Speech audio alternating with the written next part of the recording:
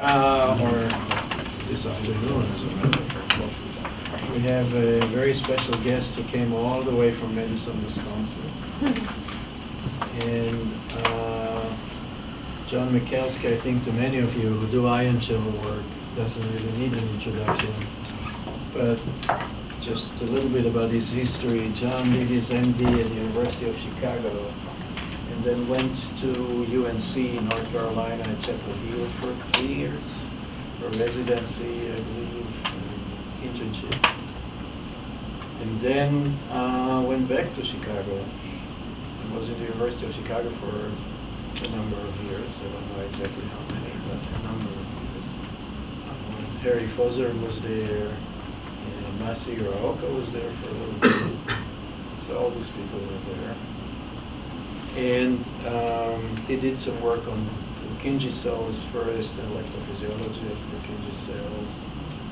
And then moved to Madison, Wisconsin, where he's now a professor in the Department of Medicine and Physiology. John is also the president of the Cardiac Electrophysiology Society this is his second year. And he has done some beautiful work on ion channels, structure and function. But most notably, I think, is his work on sodium channels. And that's what we'll hear about today, in particular the late sodium current, which is gaining a lot of popularity as a target for antiarrhythmic drugs in the specific sense of atrial fibrillation versus ventricular arrhythmias. And John will tell us the late sodium currents and apparently in the context of, I think, angina and heart failure and arrhythmias, all three of them. So, thank you, Yoram. Thanks for the invitation to visit your beautiful campus. My first time on the main campus, and took a walk around today. I'm really impressed. Maybe it was a beautiful day, but I think it was beautiful in all sorts of weather. And I also want to thank all of you I met with for stimulating conversations. It was just a very, very fun and demanding day as I took in all of your ideas.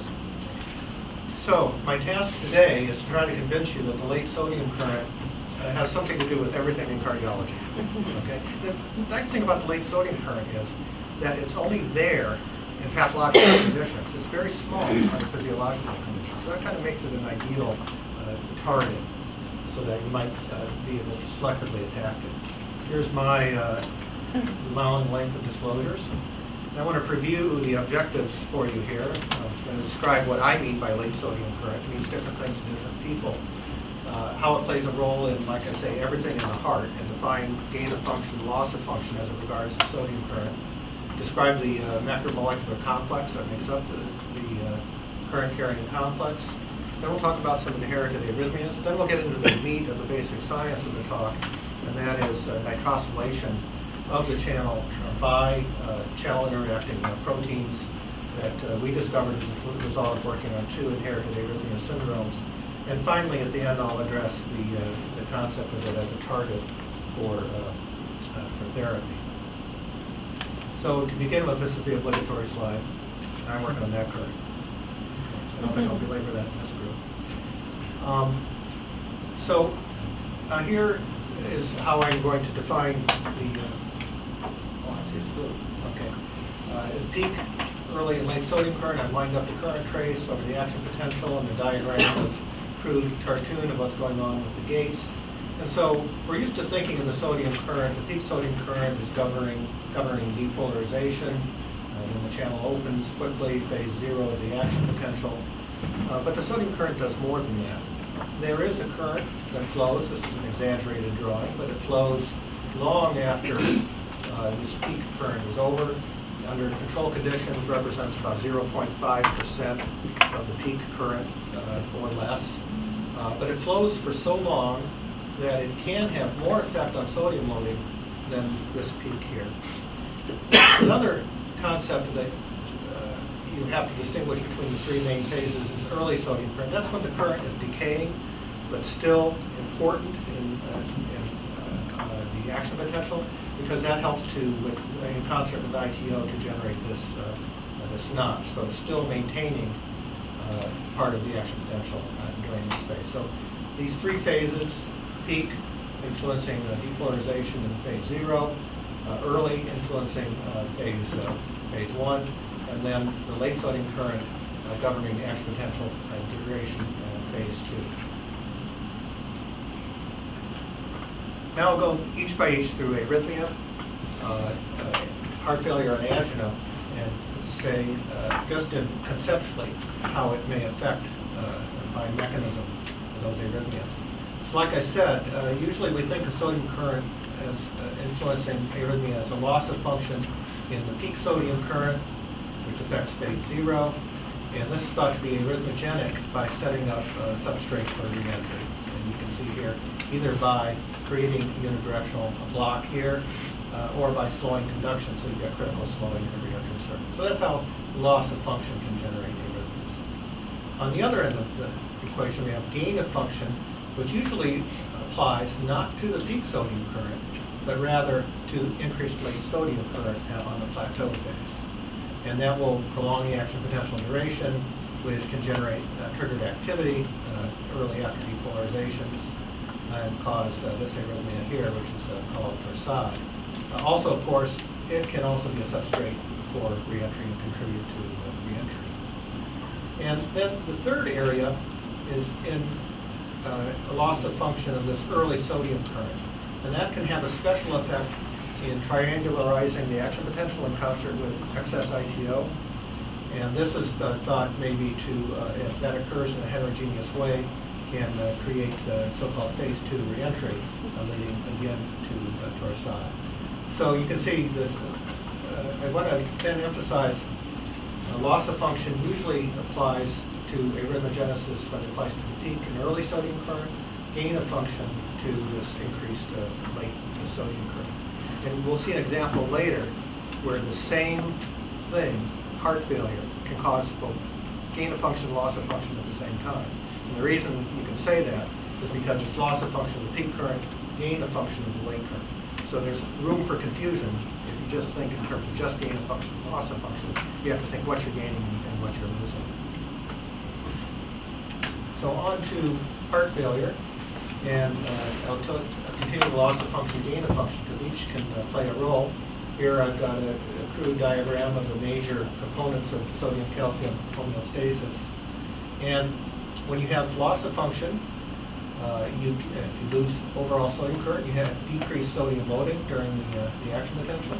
This will decrease sodium, and then by the mechanism of sodium-calcium exchange, sodium internally and calcium kind of go together because it's the sodium gradient that's driving the extrusion of calcium. So that when sodium goes down internally, you'll have a decrease in calcium because you've got a greater driving force. So this can cause a decrease in systolic function. On the other side, you have increased sodium loading with gain of function, and just a small gain of function here because this goes on for hundreds of milliseconds can cause quite an increase in sodium loading, which increases calcium. Again, you then affect diastolic function by sort of the opposite mechanism here. And then we have angina. And this is a classic paradigm for angina, supply-demand mismatch, where you have a decreased supply and increased demand. That causes ischemia and angina.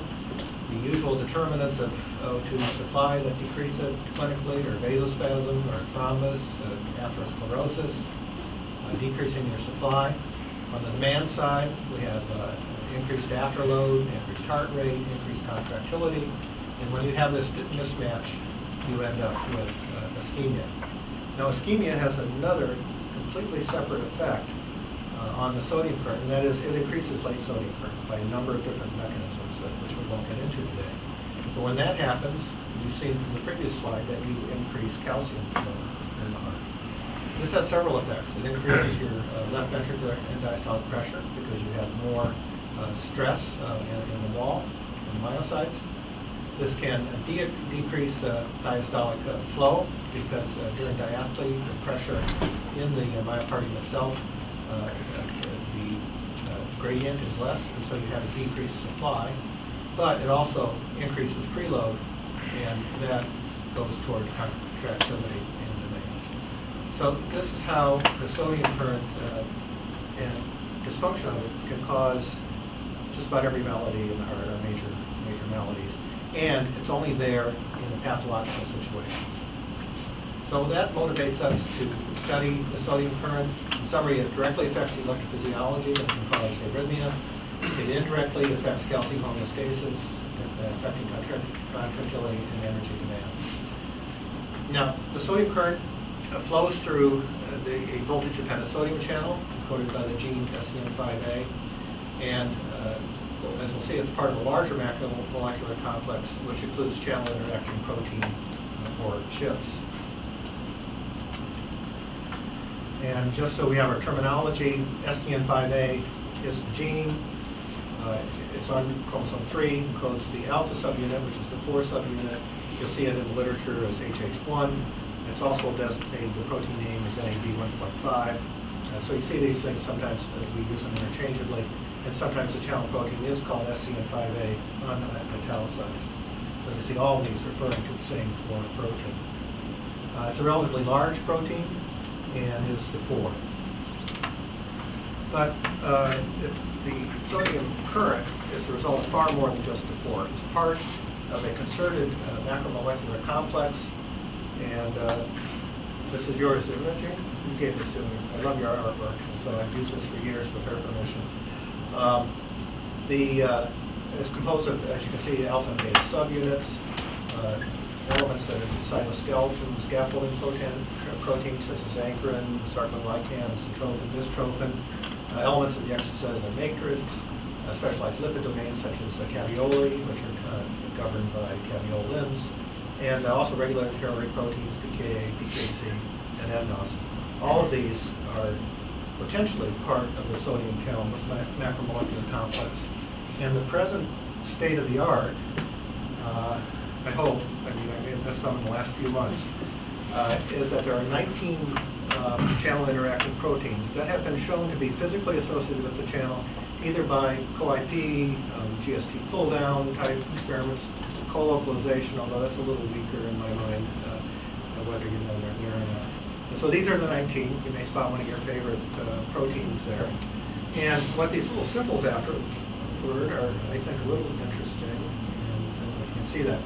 So the genes marked with an asterisk are the ones that have mutations in them that are associated with disease.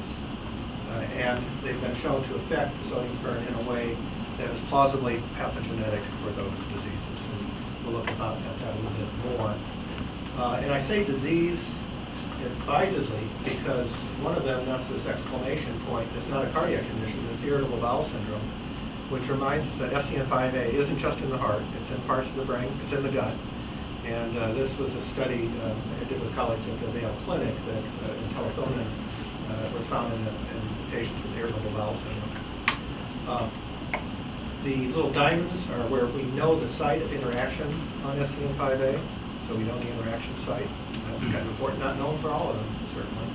And again, I may have missed some of these recently, may have been described. And finally, there's this one here with ankyrin G. It isn't a mutation in ankyrin G itself that's been described. It's a mutation on SCN5A that disrupts the interaction of ankyrin G. So that's kind of a special case. So far, no mutations in ankyrin G itself that I know of have proven to be arrhythmogenic. So the question is, how are these been shown to be associated with disease? And then once you show that it has a plausible pathogenicity by altering sodium current in a way that you think is pathological, then what is the mechanism by which it alters, the mutations alter that function? So first I'm going to do just a little kind of a visual image of the recent history of channelopathies. And this is the state in 2005, relatively manageable number. The only chips that have been described in inherited arrhythmia syndrome are some potassium channel chips. They were the pioneers, the first ones described. This was only not even 10 years ago now, and it's just amazing to see how things have mushroomed since then. Here we revised it in 2010, and you just notice the slide is filling up. But now the yellow boxes are all sodium channel chips. So all those were described in just the 5 years since then. And here is another slide. I can no longer make that slide anymore. There's too many, it got too big to put on one slide. So we had to revise the format and do it this way. And this is surely out of date by now. I'm sorry if I missed somebody's work in all these affected genes that supply clinical syndrome. But again, in the boxes are those related to chips of the sodium channels. So you see they're really quite prominent in the list of inherited arrhythmia syndromes. So with that kind of background and overview, I want to start talking about mutations in sodium channel chips and inherited arrhythmia syndromes. Again, this is more a summary. You can see the progress. First one is caveolin 3 in 2006. And down the last one I have here is MOV1 in 2011, and the syndromes that they have described. I'm going to focus next on caveolin 3 mutations that cause both LQT9 and sudden infant death syndrome, and then also Syntrophin alpha 1, which causes LQT12 and also a sudden infant death syndrome.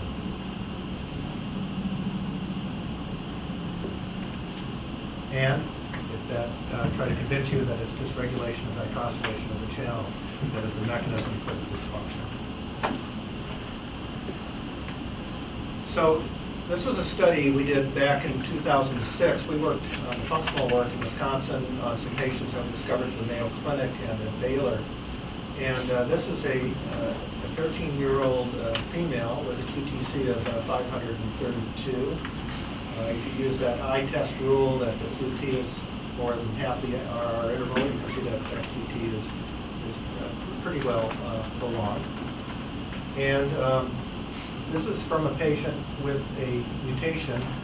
Well, first to summarize, the mutation was in caveolin 3, and they sent it to us, and our usual way of studying this is to put the channel DNA and also the chip, the abnormal chip, into HEK cells, voltage clamp them, and see if the current is different than what. Just simple heterologous system expression. And we were lucky enough when we did this simple experiment to show that when you had just the channel by itself, this means an empty vector for the CAV3, you got minimal amounts of this late current, 100 millisecond time scale, so peak is way off scale here. If you put on wild type CAV3, not much different. But when you put in the mutated caveolin 3s from the patients, you see an increase in the late current here. And the summary data shows that the increase was at least on this particular example, it's almost 7-fold, which is quite remarkable. The classical delta KPQ, the first LQT3 mutation described about 3 or 4-fold. So it's well in the range of plausible pathogenicity that it's the late sodium current. And that's about all we did in that paper. We didn't put it into myocytes at that time. This is back in 2006, and no mechanism known at that time. So a couple of years later, we were sent a mutation from Mike Ackerman at the Mayo Clinic in Syntrophin alpha 1. There's an 18-year-old male. The QTc, again, is quite generous. And you can see there's actually kind of a notching in there too, which is not usual. And this was taken from a group of patients that had relatively strong genotype. That is, the QTc had to be greater than 520. So that increases your yield of something real if you take a strong, phenotype, a strong phenotype of the long QTc. And he had genuine syntrophin, so that really helps when you're trying to do a discovery. And they were negative for the first 11 described LQT genes at that time. And they reported to us a mutation in Syntrophin alpha 1, which was A390B. Now the thing is, we did like what we usually do with CAV3. We expressed it with the sodium channel, and we saw nothing. Okay. So if it wasn't for Kazuo Ueda, who was a postdoc from Japan in my lab, was tenacious and said, it's got to be causing something. He stayed with it, and I credit him with coming up with this idea.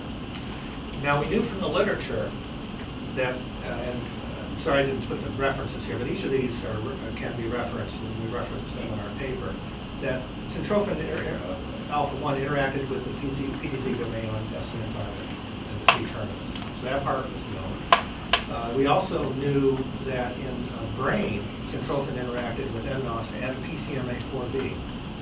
And PCMA4B, which is a calcium pump, but it's also known to be an nNOS inhibitor.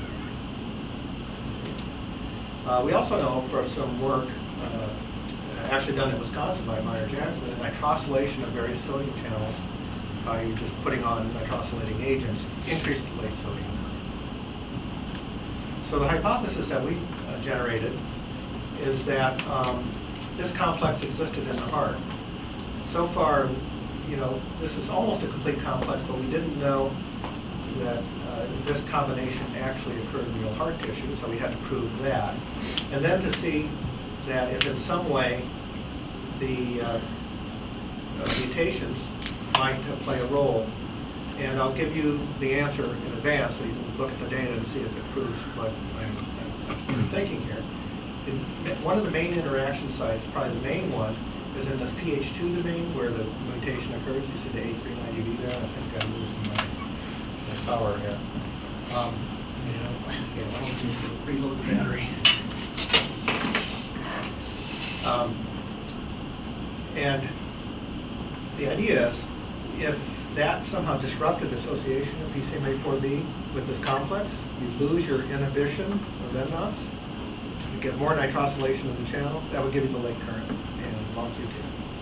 Okay, we've seen enough dots that we find. So that's what we designed experiments to test. And sure enough, when we did the experiments co-expressing all those elements, so SCN5A, nNOS, Syntrophin, and PCMA4B in the complex, now we saw this increase in late current. We did also see a modest increase in peak current, but if you look in C there, this is the late current. You can see that in wild type, you know, no late current, but with the A390V mutation, you see a substantial late current. Moreover, that late current is blocked by the nNOS inhibitor LNMA. So pretty good evidence that maybe nitrosylation is roughly. You got one there?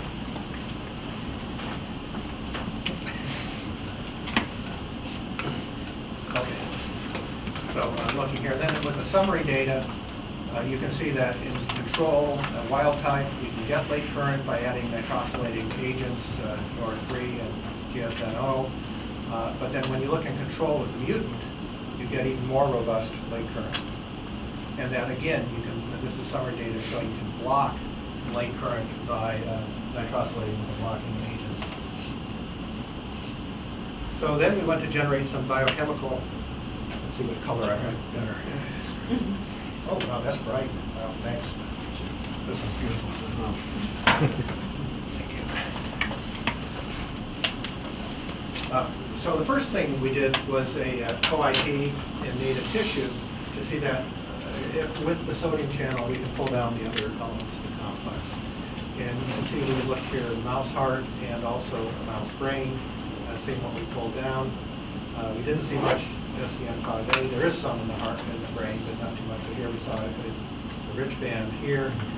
We also pulled down nNOS, PCMAB, and Syntrophin when we IP'd with the sodium channel. So showing that this complex existed in native heart tissue.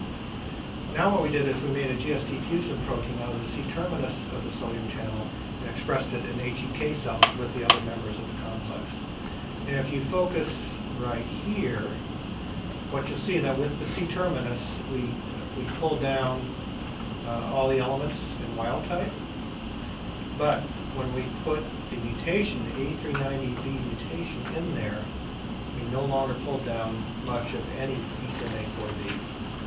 So it looks like our hypothesis that we have dissociated from the complex is consistent with a loss of that inhibition and more nitrosylation. Finally, we did a biotin switch assay. Don't have time to go into that particular assay, how it works, but you can see whether a protein is nitrosylated. And what this shows is if it shows a positive on this band, that means it was nitrosylated. So we see increased nitrosylation just under controlled conditions with the mutant as opposed to the wild type SCN5A. So what we concluded from this, I think I have a conclusion slide. Oh, one more slide first. Then we went on to look at sudden infant death syndrome, cohorts of sudden infant death syndrome. Mike Ackerman sent us all these mutations, and what we showed is that most of them increase late sodium current, so look just like LQT12. And it's interesting, actually, I think there's only been 2 LQT12s reported in the literature now in the whole world, but there's been a dozen or more in sudden infant death syndrome. Maybe it's more lethal. But that's generally true of sodium channel chimps. We've described more in sudden infant death syndrome proportionally than we see in LQT.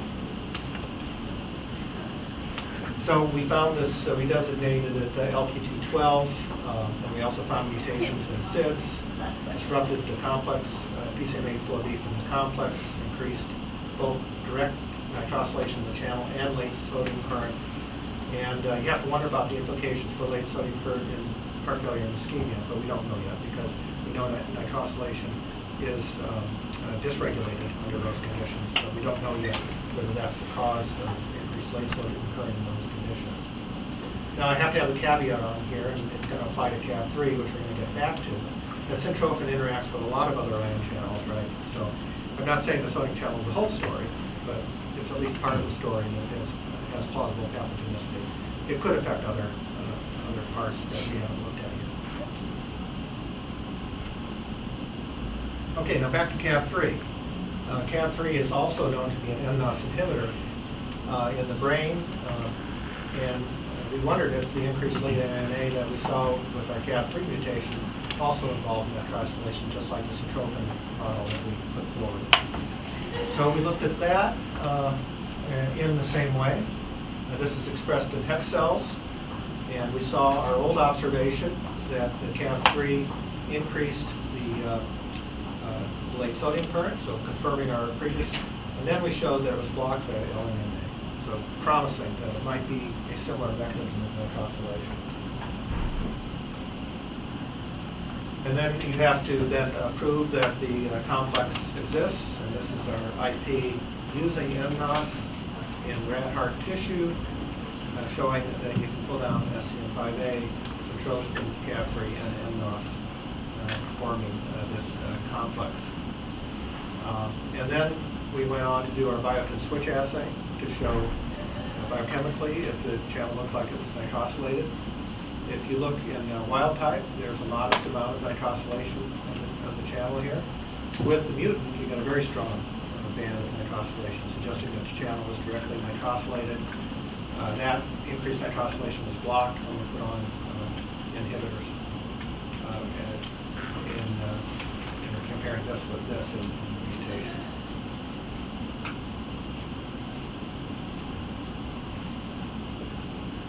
Now this time we did move on to the cellular phenotype. I think now it's important to go functionally into myocytes and not just all do it in heterologous systems. So you can use cardiac cells and infect them with your proteins of interest. And in this way you can get both currents and action potentials, and you're also sure that you have the whole complex, because when you're transfecting in heterologous systems, you're trying to supply a minimalist system for what you're looking at, but you don't know if there's some element that you hadn't thought about may play a role. So each has its use. The minimalist system is good because you can construct exactly what you want. The more integrated system is better because you can then count for everything. And this was in rat ventricular cells, overexpressing the CAV3F97C, and because of the possibility of contaminating currents, you have to do an SDX subtraction. But when you do that SDX subtraction, you see a robust late current with the mutation, confirming what we saw in heterologous systems, that it works in the myocytes as well. Moreover, you can do action potentials. And when you do the action potentials, you see the control action potential here. And then with the CAV3F97C, you see when you would predict a prolongation of the action potential. And then when you block with the nitrosylation blocking agent on MMA, you get almost complete, but not complete, reversal of that along the action potential duration. But again, pretty good evidence that nitrosylation is involved. So we, like a lot of labs, are moving to cardiomyocytes derived from induced pluripotent stem cells. This is not patient-derived, although we have biopsied this patient and are in the process of making iPSCMs from the patient, the original patient. But this is simply taking cardiomyocytes from induced pluripotent stem cells, differentiating them toward myocytes. In our hands, they look like they're going just about to the early infant stage at best. And we assess that by looking at the ratio of fetal to adult isoforms in the sodium channel. So from a sodium channel standpoint, it probably is a good model for SIDS, not a good model yet for adults. But we differentiated probably all the way to infant. And when you overexpress the F97, CAV3, or the wild type, the caveolin 3 in the IPSCM, you do see this late current, robust amount of late current, just about the same amount as we saw in the heterologous system, and in the rat ventricular myocytes. And you also see the action potential prolongation here at various measurements of the APD. So now we're getting into fairly new data. You can see this is only presented as an abstract so far, and this has been submitted. And it's important, you probably notice it's KIR 2.1. In order to get good action potentials, we do overexpress KIR 2.1 and we get good resting potential. Many have discovered that's a good way to get action potentials that behave. What is the actual action potential duration?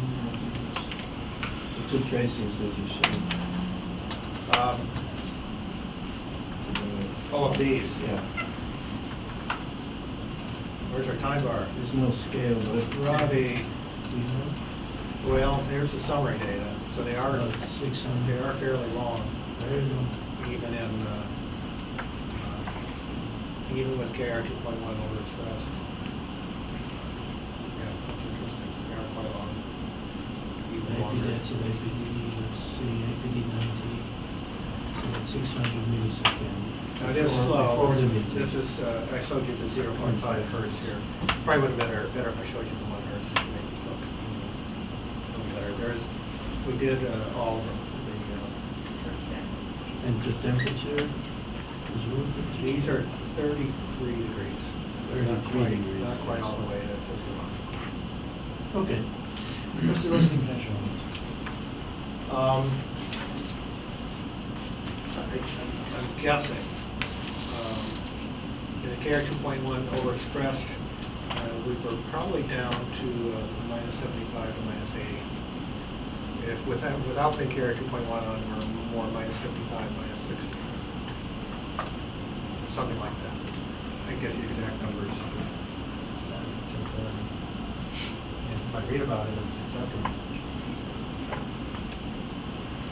Okay, so our next phase of what we're looking at in this regulation is we're thinking about the regulatory pathways for nitrosylation. You didn't have to think much about it before, but looked it up. We're working mainly on this nitrosylation end. So we're talking about CAV3 and PCMA4B suppressing nNOS, which then decreases the amount of nitrosylation in the channel. So this is a nitrosylated channel that has the late sodium current going from here to here. A whole other area that we're just beginning to think about is that denitrosylation is also under tight control. So it's interesting to think about whether or not these key enzymes may also be part of the regulatory machinery of the sodium channel complex. We don't know yet. This is a proposal that they may be involved as well. So that's what we're proposing, to look at this side of the equation in terms of whether there's local control of nitrosylation by denitrosylation. And we've looked, the next thing is, well, what's getting nitrosylated on the channel? So we looked at the consensus sequences for nitrosylation on the inside of the channel, that's where the action is. And we came up with, I think, 8 or 9 of these. And by biotin switch assay, the most promising one was C489. So we looked at that one first. This is fairly recent data. And when we looked at the late current in the wild type, and this is under conditions where you have maximal nitrosylation, we use SNTAI nNOS without the inhibitor, PCMA48, expressed. There's 3 things expressed: the channel, SNTAI and nNOS, and then an NO donor to maximize nitrosylation. So we hope to get the most nitrosylation we can get. And the only difference here is a mutated then. It looks like we've had a very significant reduction in nitrosylation. We don't know about the other ones yet, but it looks like we have at least one residue that supports, so we have more work to do. What was the consensus? I can't tell you off the top of my head. There's actually a program you can Google, and it'll spit it out at you. So it's a lot of Yeah, it's about 4 amino acids.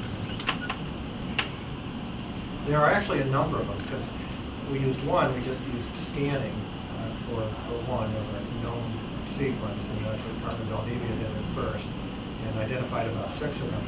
And then we used this program that we found that identified 3 more. This one that identified the first scanning that she did. So to summarize my points on, and make additional points actually, there's some things I didn't show you that might flesh out the story a little bit. Both these mutations increase like sodium current. They're also associated with direct nitrosylation of the sodium channel. So we don't think it's, what's an association? It's not proof yet. It could be nitrosylating something else, which is actually causing sodium.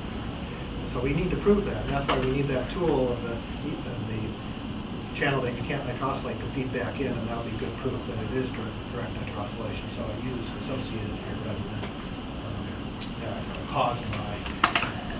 We do know, though, that the inhibitors prevent the increase. We know that in this case, Syntrophin, A39EB, I showed you those data that disrupt the association of the inhibitor. In the case of CAV3F97C, though, it remained in the complex.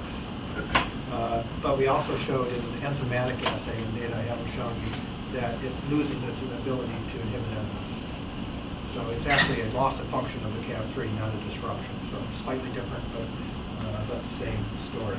And then we've identified at least one candidate site on the channel that may prove to be a useful tool. So what about SCN5A during acquired heart disease? We know there's a lot of electrical remodeling of the channel in heart failure, and we also know there are a lot of acute effects of ischemic metabolites on the sodium current. That late sodium current is increased under both of these conditions. And I'm going to just show you some of the evidence for that. This is a study that we completed back in 2005 on a cardiac, a pacing model, dog failure, where you rapidly pace and develop heart failure in a dog model.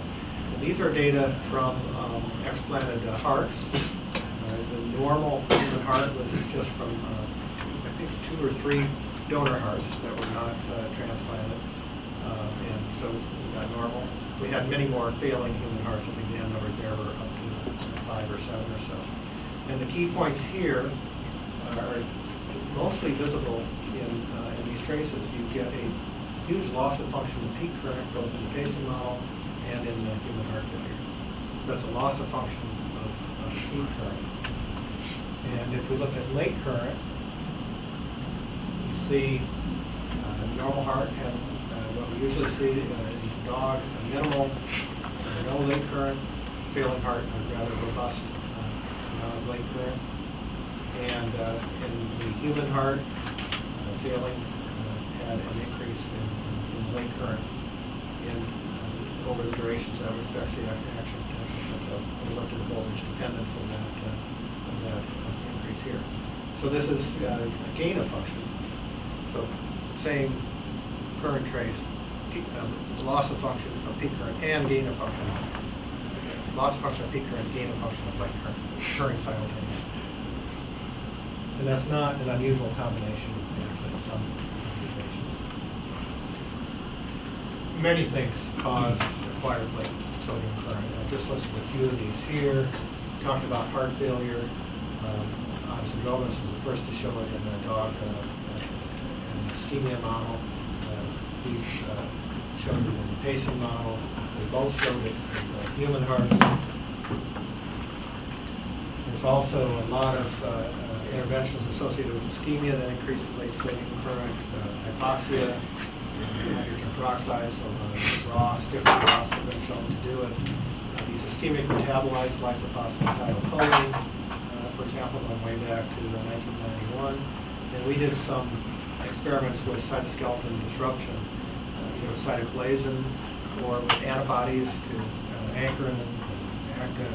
If you put on an excised patch, it increases the late sodium current. So many interventions that cause late sodium current. It seems like the sodium channel is a fine-tuned piece of machinery for inactivation, and if you do any number of things to disrupt it, you just don't quite completely close the channel and some sodium gets through. That's the way I think of it. It'd be marvelous if we found a final common pathway to all of this. If we do, I think nitrosylation might be a candidate for that. But I'm not optimistic that it will be just one thing that causes late sodium current. I'm going to skip this. One more for the fellows. And go right to therapy. This is a favorite slide of mine from, again, from Addison Drogan's lab with his failing heart model. And what it shows is, this shows a declining, and this occurs sometimes. You really see inactivation of that late current. Sometimes you do and sometimes you don't. That's a whole other phenomenon that's of interest. But in his hands, he shows declining rate current under control conditions in the failing cell. And when you put on a dose of Ranolazine, you block a substantial part of that. And this is in a concentration that can be achieved clinically. There's 10 micromolar, so it's not just a pure pharmacological effect. And when he looked at the difference in the block of the peak sodium current versus the late Kurdian sodium current in these cells, you can see that the IC50 of block of the late sodium current is well within the therapeutic range, whereas the block on the peak current is way out there where it probably shouldn't play a role in clinically relevant concentrations. So the indication for Ranolazine is angina, chronic angina to improve it, and that's a clinical indication. And how does that work? Well, our conventional drugs that we use now all work on supply and demand here. And so we have statins to treat atherosclerosis, aspirin and other antiplatelets to attack thrombus, different ways of attacking vasospasm, calcium channel blockers. We also treat to decrease demand with beta blockers, heart rate contractility, again calcium channel blockers to decrease afterload. But we have this whole double vicious cycle down here that is an interesting target. And the interesting thing is that this target of late sodium current only exists when there's pathology. It's very small, almost non-existent under physiological conditions. So that means you have less effects when you don't need it, and it comes into play just when you need it, really reverting back to a more physiological situation with the drug. And so that's where Ranolazine actually was a bit of a breakthrough because it was a new, attacking a new target for this. You might imagine from what I showed you earlier, then, that it is an appealing idea for things like diastolic dysfunction, diastolic heart failure, and treatment there, and as Joram mentioned, as an antiarrhythmic agent. And there is some evidence developing in some of the trials that they did think of the relation that it may be an effective agent. When I show you these diagrams, you think it would be wonderful, marvelous for it. In clinical practice, I'm not so sure it will be the panacea that we would hope for, but I think those of us who are clinicians have noticed that it has helped in chronic angina, and we have no treatments that are very good for diastolic heart failure, so if we have anything to help us there, it would be really good. And maybe by getting better drugs to target the late sodium current, we may and the therapeutic breakthroughs. So, to summarize, I hope I've convinced you that delayed sodium current dysfunction plays a role in everything having to do with heart disease. That there's a macromolecular complex here through which the current flows, and that chips are important in regulating that current. I told you about two such chips that increase late sodium current by nitrosylation mechanisms. And I think it is not yet clear how large a role nitrosylation plays in all the other inherited and acquired disorders, but we aim to find out. So with that, I'd like to point out the major contributors, the people who did the work. Herman Valdivia, who's now at the University of Michigan, Viva Tan, who is now a scientist at the state, Ben Yi, who's now at the University of Wisconsin administering grants, J.D. Cheng, who's back in China as a associate professor, now with tenure, and my colleagues at the Mayo Clinic, Mike Ackerman and David Tester. Some other contributors here, Kazuo Ueda, I told you his story and his persistence with the Syntropin. Roger Jonathan, who is currently a scientist, my cardiology fellow, Graham Adsett, who worked on the nitrosylation site, Jack Kyle, who I recruited to replace Carmen, although he couldn't be replaced, but he's doing his best. And also my colleagues in what we call the Cellular and Molecular Arrhythmia Research Program, our January 10th camp, Rajal Chapali in Leah. With that, I'll thank you for your attention, and I'll take your questions.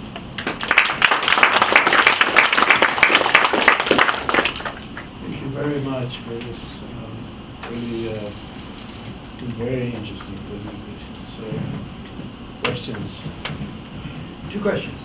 The L-N-MMA, do you remember the concentration you used on that? I want to say 10 micromolar, but I could be wrong. And the second question, can we look at your Ranolazine slide there just a minute Sure. again? Follow. I wish it weren't there, but it's Well. I'm going with the one I bring you. The reason I ask is when we were working with a drug called verniclant, we were concerned that this selectivity, which looks pretty clear there, wasn't really as great because it sort of depended on the protocol you used. For example, 0.5 hertz versus say 1 hertz or 2 hertz, the different terms. So there's use dependence in this drug, absolutely, on the late current. Yeah. So the effect increases the faster you pace. You get On more and more. the inward sodium, the fast inward? Yes.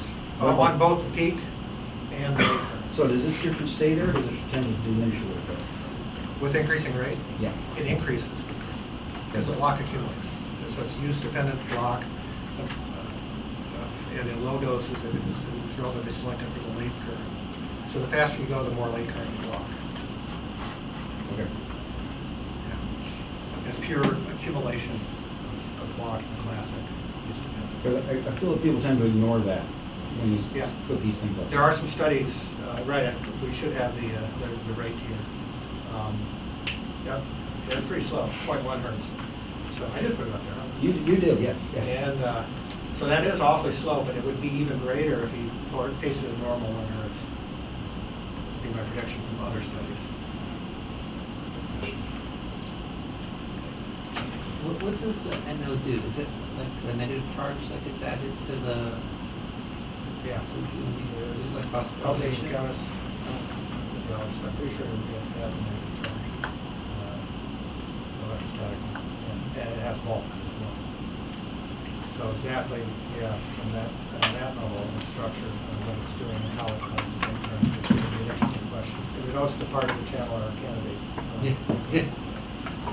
Have you looked at mutations in Syntrophin or other members of the complex that are associated with muscular dystrophies and whether they have sodium current phenomena? Interesting question, because of course, we haven't looked outside of what we did there. I don't know anybody else who has. And so I always have that caveat that it may affect other ion channels in the heart. And in fact, it reminds me here, I should add for the caveolin 3, we've shown that it also affects the IK1, or the KNR2.1 current, in a way that would prolong the action potential. So I don't want to leave you with the impression that the caveolin 3 mutation is all about the sodium channel. It also affects KNR2.1. It also affects the calcium channel. And so it's probably all these things together. So I don't want to leave you with the impression that I'm not unaware that it affects other channels. So I don't know anything. If anybody's screen Syntrophin for muscular dystrophy mutations and all, but that's. Yeah, because it's a huge complex. You know, there are many forms of muscular dystrophy. It would be Yeah. interesting to tease out whether those mutations alter Yeah. the current. Yeah, but the thing I think that might make it specific for SCN5A is the association with BCMA4B and in exactly this complex. And it's our thinking, not just mine, but that's how you get specificity by having localized regulatory proteins and substrate right there so that you don't get general nitrosylation of all the proteins in the channel.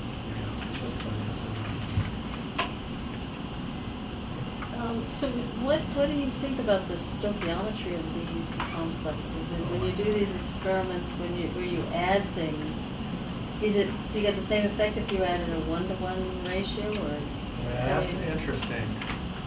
They did twiddle with this to get the best results, and it took a 1-to-1 to 1-to-4 ratio. I'm trying to remember what the 4 was. I think it might have been nNOS. They found that gave the biggest signal. Cav3 will work if you just put it, as I showed you, it works. There's enough nNOS in hex cells and enough Syntrophin, because we think it also requires Syntrophin. There's enough in there in the endogenous in hex cells that it works. Apparently with Syntrophin, there isn't very much BCMA4B at all there, so you needed that there. So this is proof of principle without any details about how much it does probably. Good point, and voice stoichiometry would be tough Yeah. to investigate. Has anybody tried to, so if it's electrostatic as you said, has anybody tried to like mutate the residue into a charging residue to mimic? Yeah, we've been talking about that. We haven't done it yet. Yeah. It's on our list. Has a number of the QT mutations you showed, has Ranolazine actually normalized the QT interval in patients like There's that? some studies on LQT3 treatment. But hasn't? It has been shown. Yeah, it does do it, Patients, so, yeah. so it is at least effective there. Right. Yeah. Case reports, small series. Absolutely. Yeah, I think our boss was involved with that.